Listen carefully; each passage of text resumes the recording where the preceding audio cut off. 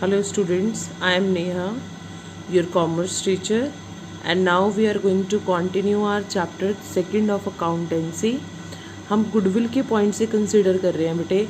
इससे पहले जो मैंने आपको गुडविल का पॉइंट बताया उसमें मैंने गुडविल का मीनिंग, नेचर और फैक्टर्स डिस्कस किए थे.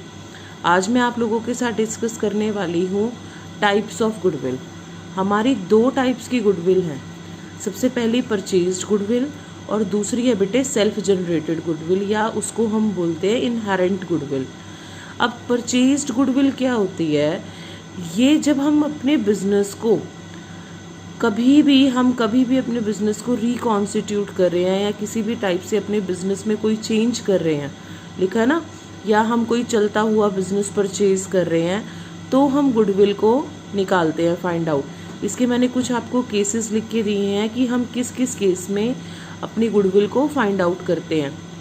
तो सबसे पहला केस हमारा क्या है? At the time of purchasing the business. Next क्या है? Recorded in the books. मतलब हमारी जो परचेज्ड गुडविल है ये हम बुक्स में रिकॉर्ड करते हैं और ये इसी गुडविल को, परचेज्ड गुडविल को ही हम बैलेंस शीट में असेट साइड शो करते हैं और ये गुडविल हमारी अमोर्टाइज्ड होती है. तो सबसे पहली बात, परचेज्ड गुडविल कौन सी होती है? जिसको हम बिज़नेस परचेज करने के टाइम पे लिखते हैं. दूसरा, इसको हम अपने बिज़नेस में जो बिज़नेस की बुक्स होती हैं उनमें हम इसे रिकॉर्ड करते हैं. थर्ड, इसको हम अपनी बैलेंस शीट में असेट साइड भी शो करते हैं और इसको हम अपोर्टाइज्ड करते हैं. क्लियर? नेक्स्ट हमारे पास क्या है? सेल्फ जनरेटेड गुडविल या इनहेरेंट गुडविल. इसके नाम से भी आप लोगों को क्लियर हो रहा है कि सेल्फ जनरेटेड गुडविल क्या होती है. ये वो गुडविल होती है जो एक बिज़नेस खुद कमाता है. मान लो काफ़ी टाइम से बिज़नेस चल रहा है, रनिंग कंडीशन में है, तो उसने अपने पूरे उस ड्यूरेशन में, उस रनिंग टाइम में कितना अपना नेम फेम कमाया है, उसको बोला जाएगा सेल्फ जनरेटेड गुडविल. ठीक है? इसकी हम कभी भी ट्रू कॉस्ट को डिटरमाइन नहीं कर सकते हैं. हमारा AS 26 क्या बोलता है? हम इसको कभी भी बुक्स में नहीं लिखते. क्यों? क्योंकि हम इसकी एक्चुअल मनी कंसिडरेशन तो निकाल ही नहीं सकते. सिर्फ हम इसे कब देखते हैं? जब हम अपना परचेज कंसिडरेशन का अमाउंट फाइंड आउट कर रहे होते हैं, जिसको हम आगे अभी डिस्कस करेंगे. तो अब आपसे कोई पूछे तो कितने टाइप की गुडविल है, आपके पास उसका क्लियर कट सिनेरियो है कि हमारे पास दो टाइप की गुडविल है, परचेज गुडविल और self generated goodwill. Purchase goodwill के ट्रीटमेंट को हम डिस्कस करेंगे क्योंकि सेल्फ जनरेटेड गुडविल को तो बेटे हम लिखते ही नहीं हैं. अब हम आ जाते हैं अपने मेथड्स पे. हमारी गुडविल को फाइंड आउट करने के 3 मेथड्स हैं हमारे बुक में, या फिर जो भी हम चैप्टर अब सेकेंड कर रहे हैं. Average profit method, super profit method और capitalisation method. Average profit method क्या होता है कि हम अपने सारे के सारे प्रॉफिट्स का एक एग्रीगेट वैल्यू निकालते हैं. ठीक है? एक एग्रीगेट वैल्यू निकाल के उसके बेस पे हम अपने प्रॉफिट को फाइंड आउट करते हैं और उस एग्रीगेट प्रॉफिट से हम अपनी गुडविल को निकालते हैं. उसी तरीके से सुपर प्रॉफिट क्या होता है कि हमारे एक्चुअल प्रॉफिट से, जो मेरे जैसी ही बिजनेस में और जो फर्म्स हैं वो कितना प्रॉफिट अर्न कर रही हैं और मैं कितना प्रॉफिट अर्न कर रही हूँ, तो उन दोनों को माइनस करके मेरा सुपर प्रॉफिट आ जाता है. कैपिटलाइजेशन मेथड क्या होता है?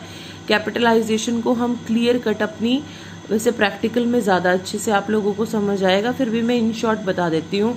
यहाँ हम अपनी फर्म की कैपिटल को बेस लेते हैं और उसको बेस लेने के बाद हम अपनी फर्म की गुडविल को फाइंड आउट करते हैं. क्लियर? तो आज हमारा फोकस सबसे ज़्यादा किस पे रहेगा? एवरेज प्रॉफिट पे. एवरेज प्रॉफिट भी हमारा 2 तरीके से सिलेबस में है. सबसे पहला है हमारा सिंपल एवरेज प्रॉफिट मेथड और दूसरा है हमारा weighted average profit method. Simple average profit method में क्या होता है? हमारी जो गुडविल होती है वो एवरेज प्रॉफिट का नंबर ऑफ ईयर परचेज्ड है. एवरेज प्रॉफिट का नंबर ऑफ ईयर परचेज्ड रहता है. एवरेज प्रॉफिट कैसे निकालते हैं हम? मतलब aggregate total of all the profits और minus loss divided by number of years. ठीक है? और उसके बाद गुडविल निकालने के लिए एवरेज प्रॉफिट को नंबर ऑफ ईयर परचेज से हमने मल्टीप्लाई कर दिया. वेटेड एवरेज प्रॉफिट क्या होता है? वेटेड एवरेज प्रॉफिट में हम अपने प्रॉफिट को पहले वेट दे देते हैं। इसका वेट का लॉजिक क्या है कि मान के चलो बेटे, मैं एस्टिमेट करती हूँ कि मेरा इस साल 1 लाख रुपए का प्रॉफिट है, नेक्स्ट ईयर मेरा प्रॉफिट 5 लाख रुपए का होगा, तो ऑटोमेटिकली मैंने अपने नेक्स्ट ईयर के प्रॉफिट को 5 का वेट दे दिया। ये अपने बिजनेस के ऊपर होता है कि बिजनेस जो है वो किस अकॉर्डिंग एक्सपेक्ट करता है अपने प्रॉफिट को। इसको बोला जाता है वेटेड एवरेज प्रॉफिट। इसमें हम सबसे पहले वेटेड एवरेज प्रॉफिट निकालेंगे, उसके बाद उसको नंबर ऑफ ईयर परचेज से मल्टीप्लाई कर देंगे, हमारी गुडविल आ जाएगी। आज हम जो डिस्कस करेंगे वो सिर्फ हम करेंगे एवरेज प्रॉफिट मेथड को। क्लियर हुआ? इन दोनों को भी हम डीपली समझेंगे, इनकी थ्योरी को भी और इनके एस्पेक्ट्स को भी, बट वो अपने क्वेश्चंस के हैंड टू हैंड समझेंगे। ठीक है, अब हम स्विच करते हैं क्वेश्चंस पे।